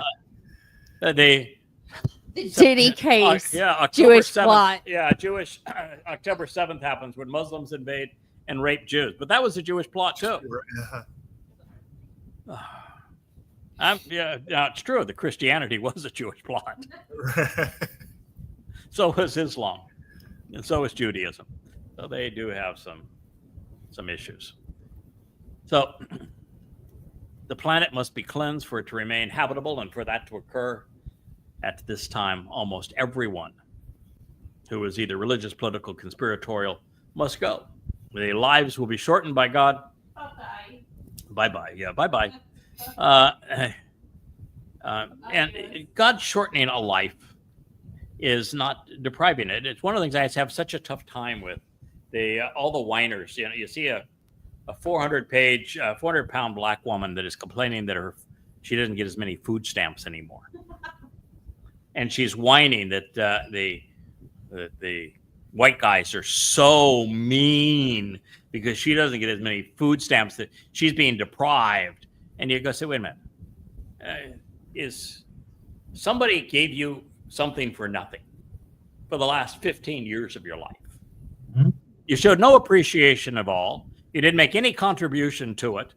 And then they decided, because you've been so obnoxious and you made no effort to improve yourself, that they don't want to give you as much as they previously gave you for nothing. And you want to complain to them and saying that you're cheating them somehow when you've cheated the people who've given you the money all of this time? It's the same thing. God gave these Marxists and these Muslims and these MAGAs their lives, and he finally said, that's enough. It's the end. He's not cheating them out of anything. Well, it seems fair to me. He wouldn't have had any life if he hadn't given it to them. And what life they had, all they did was be obnoxious to him. I mean, pretending that God chose Donald Trump. It's just, want to vomit. So he is going to shortchange the lives, and in so doing, he is not taking anything from anybody. He's just not extending his gift because it was so abused. Good. And those who remain are going to enjoy heaven on earth, camping out with our Father and Son. And I think that, there's, as I've said, there's three types of people at this point. There's the worker bees from the Goyim with the best attitudes and aptitudes. There are the mortal remnant of God's people, Yehudim and Yisraelites, who are going to be enjoying life on earth during the millennial Shabbat. And there's going to be the covenant family who were harvested on Shabuah and Towrah. And we get the best of all worlds. We can both of them. Enjoy the earth and the conditions of Eden, and we can go out and explore the universe and go into heaven, because we're going to be spiritual beings that have the capacity of accepting corporeal form when it is appropriate, and then be energy based when we want to go travel and go someplace else. It's going to be the best of all worlds, and I think that we'll spend a lot of time around here because I think we'll have jobs to do, and Yahweh's going to be hanging here a lot, and it's going to be a special time. And 1,000 years sounds like a long time. What's 1,000 years compared to eternity? Right. So prior to this light and the arrival of Yahweh, the planet will be enveloped in a horrible darkness, a time of political progressives and religious maniacs, and this will be a time of idiots, and it's a deadly combination. This is one of the many reasons the final 2 harvests, Shabbat and Towrah, are scheduled at this time. Yahweh needs to remove his covenant family from harm's way, and he needs to reward them. He made a promise. If you accept the terms and conditions of the covenant, you avail yourself of the benefits of Pesach, Matzah, and Makodim, except what his beloved son did for us on those days, and celebrate Yahweh's name. God's promised this reward. He has to deliver it. So this is why it's structured this way. Now, unfortunately, many Jews will be left behind, as Muslims will be, and by the millions. And between now and then, Muslims will be wiping Jews out at a prodigious rate.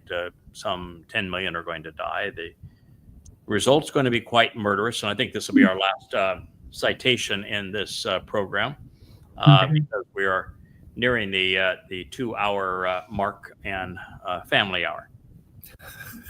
hours. Can we make it family hours? No, it's good. It's good. Okay. So, it's a 2-hour show. It's a 2-hour family hour. Okay. Yeah. It will be my wife today, as we were going downstairs and for the Rainbow Room, we're going to do the last episode of Gateway Out of the Holocaust. She just said, I just told Rich to cancel the show. You need a rest your voice. It's you just can't keep on at this pace. You can't start like you did this morning shortly after 5 and keep on going and hold up. It's just not physically possible. Take a break. Well, I was right. That happened. But wait, we have a show called Family Gateway Hour. Out of the Holocaust. So yeah. Oh, we appreciate it. Yeah, and she's right. I mean, right now, I can feel the back of my throat saying, "Okay, you have abused me today. Enough already." They say there's a way that you can actually do these kind of shows. I used to do the 3 hours of radio every day, but this is more than 3 hours. And during radio, every 15 minutes, you get a 3 to 5 minute break. Yeah. And the radio, you don't have to have all these lights on. No. And you have it's an entirely, I'm going to tell you, it's 1,000 times easier than this, but not as expressive. So it says this will be, remember, we did it together for many years. Yeah. It will be a day of darkness during a time of ignorance and confusion. So Yoel was obviously here. And much will be obscured at Shosek, in a period of terror and gloom. When there is a great reduction of light, there'll be a lack of enlightenment. Now, this could also be because of nuclear winter, and it could be because, well, Apophis, if you look at the trajectory of that sucker, I don't know if you guys seen that. Yeah. I did, yes. But oh my God, that thing comes close, and it's whirling by, and it barely misses the Earth based upon their current calculations, and it darn near then hits the moon. Mm-hmm. If you hit the moon, you would take out the Earth, and more than one way. The whole idea of being the lesser luminary is to draw attention to the greater. You got to be luminary. there, yeah. The greater luminary can come back. There's a metaphor. It's a metaphor, and it's an important one. We can't be taking out the moon. I mean, personal preference here. Don't take out the moon. But it's also, without the moon and where it is, we're in serious trouble because the tides that are so Absolutely. Let's flood our town. Yeah, the Earth ceases to function without the moon where it is, and if it were to hit that and blow the moon to smithereens, we would be with the moon raining down. It would end the Earth just doing that. Do you know what's more scary than Apophis? What's that? The mental acuity of most people today. Well, yeah, it is. That is True. that's why I told Yahowah, and when I wrote the thing, you got to be kidding me. I mean, if you thought this thing through, it's you picked a fella that only has one skill. I'm a one-trick pony. I want to know stuff. I want to understand it, and then I want to share it. And my whole thing is evidence and reason. I'll tell you the facts. I will try to explain them.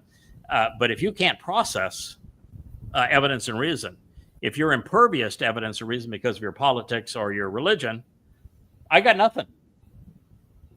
I mean, I don't dance. I don't sing. I got nothing for you. If evidence and reason don't work, We're done. I'm done. I'm a one-trick pony. The overwhelming preponderance of people can't process evidence and reason. Religion and politics, look at the MAGAs. Trump is doing everything he can to say, yeah, I'm guilty of sin. I'm a complete and utter fraud. And they don't see it. Mm-hmm. And you look at the realization there never was a Mr. Christ, and you got 2.5 billion people that go into conniption fits when you tell them that's the case. They do a meltdown, and you say that the Quran obviously is the worst book ever written. I mean, it is pathetic.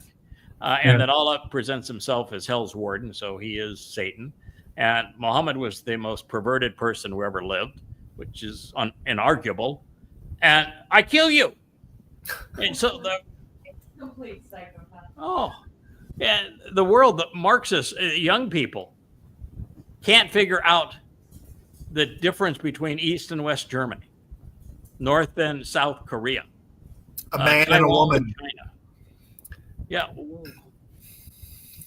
What do they teach these kids in school? Equality. Equality and transgender studies. Tolerance. That's what tolerance gets you. That's what tolerance gets you. Well, it's tolerance of everything that they're tolerant of. Mm-hmm. That's right. And then everything else they're intolerant. I agree with me. Yeah, we're intolerant of intolerance, which would make you intolerant. But yeah, I guess. I said I've only got one trick, and it's logic. And if it doesn't work on you, then we don't have a second. We don't have a go-to. So it is a day of darkness, a time of ignorance and confusion. Boy, is he talking about today when much is obscured. A time of terror and gloom when there is a reduction of light, a total lack of enlightenment, a time of obscuring phenomenon, a time of smoke screens and clouds so thick they obscure the light, of gloomy and miserable conditions blocking illumination similar to the swarthy blackness which is spread out upon the mountains with an enormous number of dim-witted and unenlightened people, so numerous as to be uncountable. Oh my God! God does cheat. So right. You are the guy who into our future. Yeah. Was it Yada Yahowah said you're the guy who gave you that title, but man of many words? Wow, yeah. swarthy. Oh, yeah. You don't get to use swarthy very often. No, that's nice pull. You pull that right out there. Yeah, swarthy blackness. And it has wow, a nice alliteration to it. I kind of like that. Well done. Unenlightened people so numerous they can't be counted, the likes of which did not exist previously, even to the dawn of time. God is saying that I guess apart from the smart aleck stick, the toter, this sucker that's a smart sucker, that the world is pretty dumb. Yeah. Yeah, it says that there are more dimwits out there than at any time in all of human history. I wrote and they keep breeding.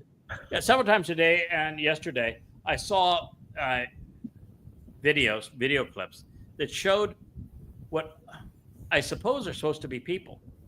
And they're doing such disgusting things. They look so disgusting. I mean, their hair is 18 different colors. Their skin's got piercings everywhere. They're tattooed everywhere. They're dressed like clowns. You can't tell if they're boys or girls, or if they even know if they're the difference between a boy and a girl. They're holding signs that say, "I'm really stupid," and they're marching and proclaiming, "I'm really stupid," and they're doing something that's just abusive. And you say, whatever happened to humanity? I'm not sure there's any humans left.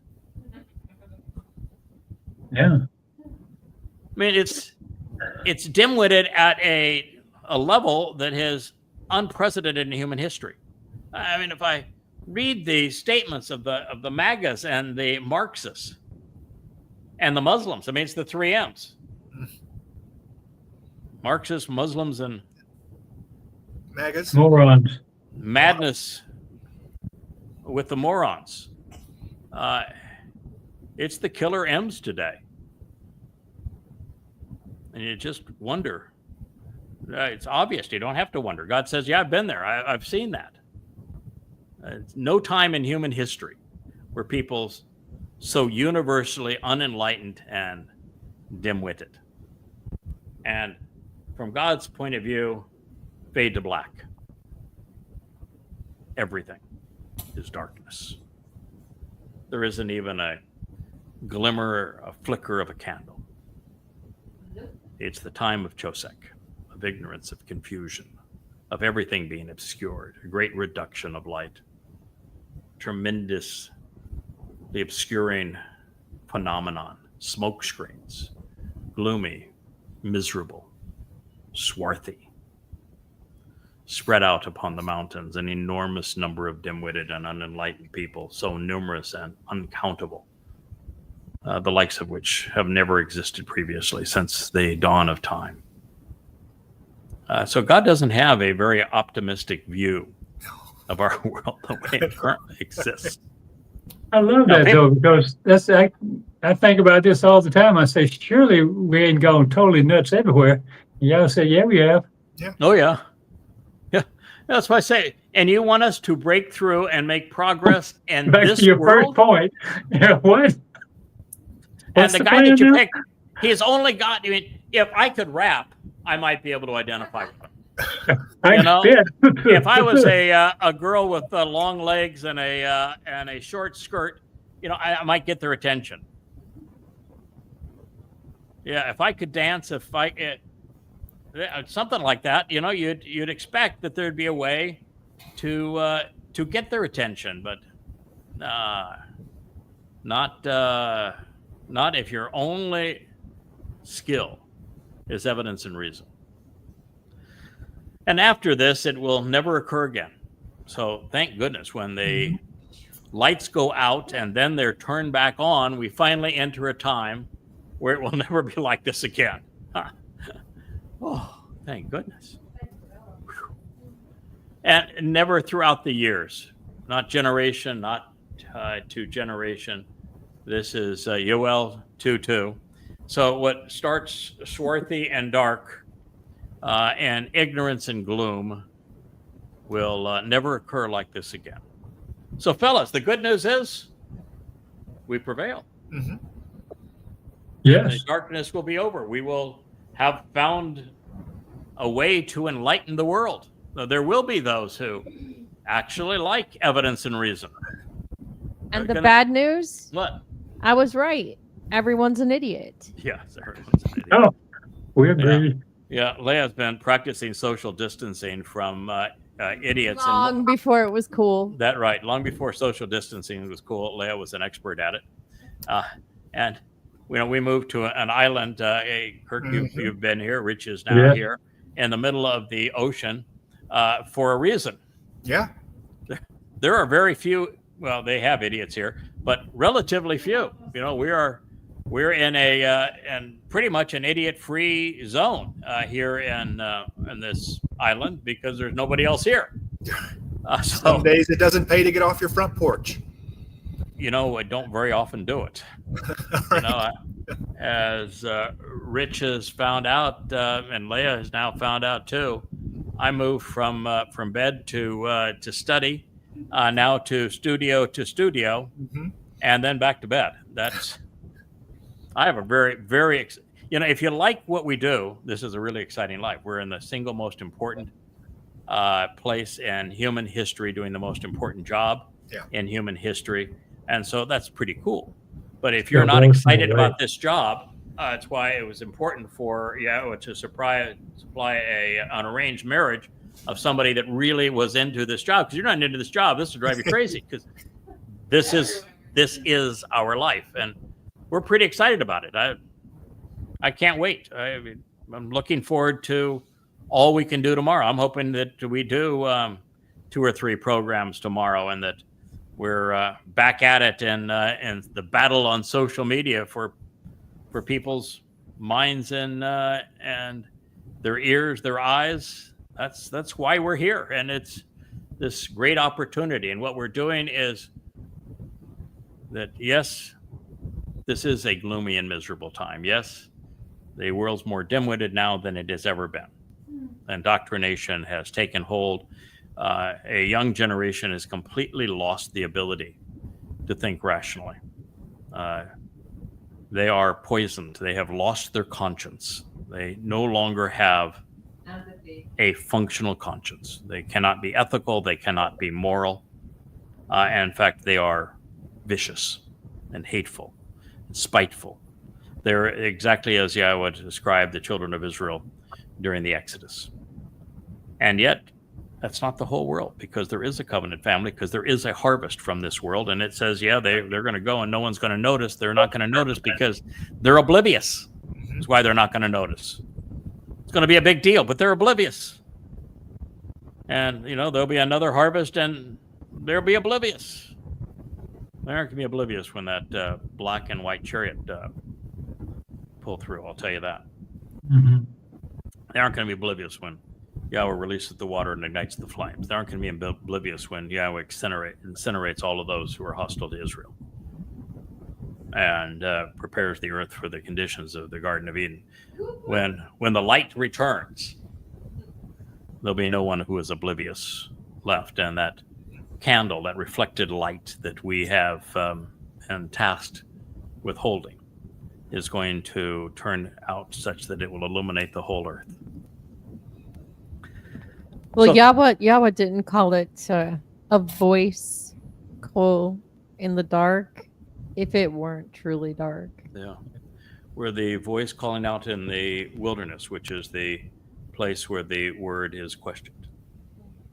And our job is to build a raised highway and to remove all of the obstacles. And it's a formidable task. But we're not being asked to remake the earth. We're not being asked to remake heaven. We're just asked to make certain that people know that there is this raised highway. This is where it begins. This is where it leads, and to clear it of all obstacles so that we are ready to go. I'm being told by our beloved Rich that we have hit 2 hours.